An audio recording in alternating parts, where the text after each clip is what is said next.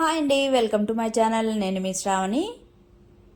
ఇవాళ నేనైతే మంచిగా పునుగులు ఇడ్లీ పిండితో అప్పటికప్పుడు ఎలా ప్రిపేర్ చేసుకోవాలో చూపించబోతున్నాను.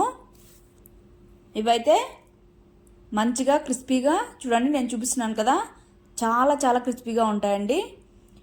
ఇక్కడైతే మాకు వెదర్ అయితే కూల్గా, అలానే ఫుల్ వర్షం పడుతుంది. ఈ టైంలో ఏదైనా తినాలనిపించింది.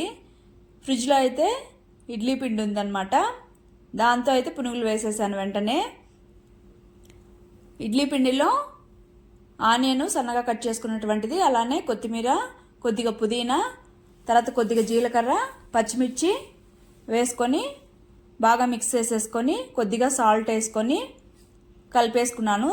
తర్వాత ఒకవేళ మీకైతే జారుడుగా అనిపించిందంటే కొద్దిగా రవ్వ యాడ్ చేసుకుంటే సరిపోతుంది. ఒక 2 మినిట్స్ అలా పక్కన పెట్టి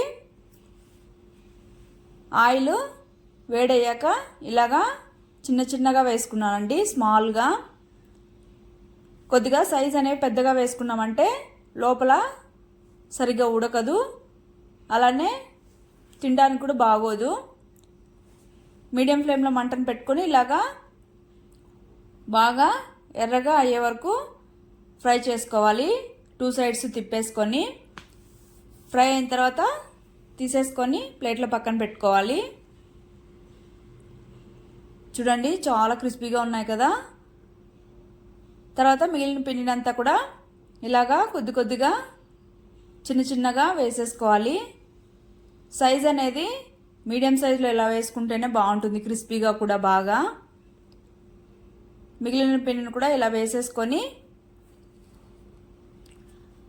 ఏ చట్నీ కానీ లేదంటే పల్లీల పొడి కానీ దేంతో సర్వ్ చేసుకున్నప్పుడు చాలా టేస్టీగా ఉంటుంది.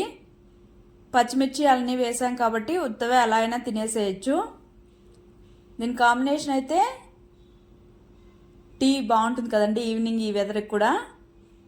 టేస్ట్ అయితే చాలా చాలా బాగున్నాయండి. ఇవైతే అప్పటికప్పుడు చేసుకున్నా కానీ చాలా క్రిస్పీగా క్రంచీగా భలే ఉన్నాయి.